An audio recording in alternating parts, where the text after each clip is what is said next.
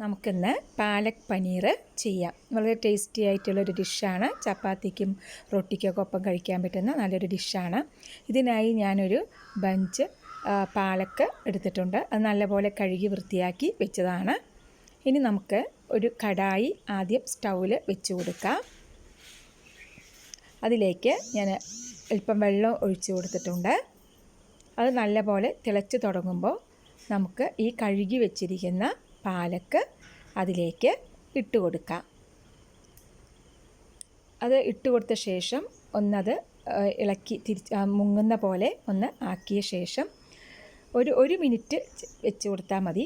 അത് നമുക്ക് അതിൽ നിന്ന് മാറ്റാം. നമ്മൾ അതിൽ നിന്ന് മാറ്റുന്ന ആ പാലക്ക് ഒരു ബൗളിൽ ഐസ് ക്യൂബ് ഇട്ട് കൊടുത്തിട്ട് ആ തണുത്ത വെള്ളത്തിലേക്ക് വേണം നമ്മൾ മാറ്റാനായിട്ട്. അതിൻ്റെ ആ കളറ് നല്ല കളറ് നമുക്ക് കിട്ടാൻ വേണ്ടിയിട്ടാണ് ഇങ്ങനെ ചെയ്യുന്നത്. ഒരു മിനിറ്റ് ആയിട്ടുണ്ട്. നമുക്ക് ഈ ബൗളിലേക്ക് അത് ഇട്ട് കൊടുക്കാം. ഇതും നമുക്ക് നല്ലപോലെ ഒന്ന് വെള്ളത്തിലേക്ക് മുക്കി കൊടുക്കാം. നമുക്കിത് ഇതിൽ നിന്ന് മാറ്റാം. ഒരു സ്ട്രെയിനറിലേക്ക് മാറ്റി കൊടുക്കാം. ഇത് മുഴുവനായി മാറ്റിയിട്ടുണ്ട്. നമുക്കതൊന്ന് അതിലുള്ള വെള്ളം ഒന്ന് പിഴിഞ്ഞ് മാറ്റാം. ഒന്ന് പ്രസ് ചെയ്ത് കൊടുക്കാം. ആവശ്യമായ സാധനങ്ങൾ: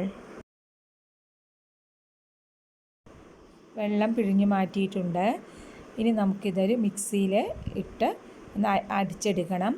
ഇതിലേക്ക് ഒരു ചെറിയ കഷ്ണം ഇഞ്ചി, ഒരു 2 പച്ചമുളക്, അല്പം വെള്ളവും ചേർത്ത്, അല്പം വെള്ളം മതി, അതുകൂടെ ചേർത്ത് നമുക്ക് നല്ലപോലെ ഒന്ന് അരച്ചെടുക്കാം. അത് നല്ലതുപോലെ അരച്ചെടുത്തിട്ടുണ്ട്. അത് നമുക്കൊരു ബൗളിലേക്ക് മാറ്റാം. ഇനി നമുക്ക് സ്റ്റൗവിൽ ഒരു കടായി വെച്ച് കൊടുക്കാം. അതിലേക്ക് 1.5 ടേബിൾ സ്പൂണോളം ബട്ടർ ചേർത്ത് കൊടുത്തിട്ടുണ്ട്. അത് നല്ലപോലെ ചൂടാവട്ടെ. ഇനി അതിലേക്ക് നമുക്ക് 1 ടീസ്പൂൺ നല്ല ജീരകം ചേർത്ത് കൊടുക്കാം, ചെറിയ ജീരകം. അതിലേക്ക് 1 ടേബിൾ സ്പൂൺ വെളുത്തുള്ളി ചെറുതായി അരിഞ്ഞത് ചേർത്ത് കൊടുക്കാം. അതൊന്ന് ഇളക്കി കൊടുക്കാം. 1 വലിയ സവാള ചെറുതായി അരിഞ്ഞത് അത് ചേർത്ത് കൊടുക്കാം. അതിലേക്ക് ആവശ്യമായ ഉപ്പ് കൂടെ നമുക്ക് ചേർത്ത് കൊടുക്കാം. അതൊന്ന് നല്ലപോലെ വഴന്ന ശേഷം തക്കാളി, ഒരു മീഡിയം സൈസ് തക്കാളി 2 എണ്ണം അത് ചെറുതായി അരിഞ്ഞത് നമുക്ക് ഇട്ട് കൊടുക്കാം. തക്കാളി നല്ലപോലെ വെന്ത് വരണം. നമുക്ക് ഇളക്കി കൊടുക്കാം.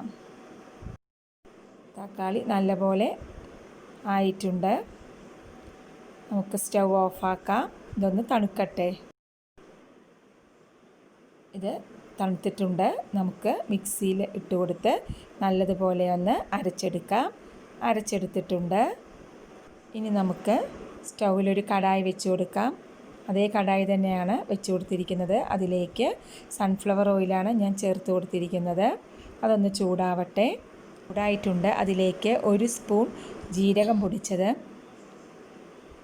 1 ടേബിൾ സ്പൂൺ ഗരം മസാലപ്പൊടി, 1 teaspoon Kashmiri chilli powder, 1/4 teaspoon മഞ്ഞൾപ്പൊടി. ഇത് നല്ലതുപോലെ നമുക്ക് ഒന്ന് ഇളക്കി കൊടുക്കാം. പൊടിയുടെ പച്ചമണമൊക്കെ ഒന്ന് മാറട്ടെ. പൊടിയുടെ പച്ചമണം എല്ലാം മാറിയിട്ടുണ്ട്. നമുക്കിനി മിക്സിയിൽ അരച്ച് വെച്ചിരിക്കുന്ന ഉള്ളി തക്കാളി അരപ്പ് ചേർത്ത് കൊടുക്കാം. അത് നല്ലപോലെ ഒന്ന് മിക്സ് ചെയ്ത് കൊടുക്കാം.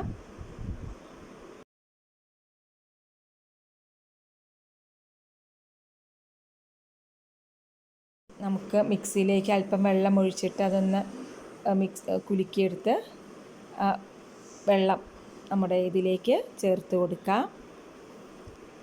നല്ലപോലെ ഒന്ന് ഇളക്കി കൊടുക്കാം.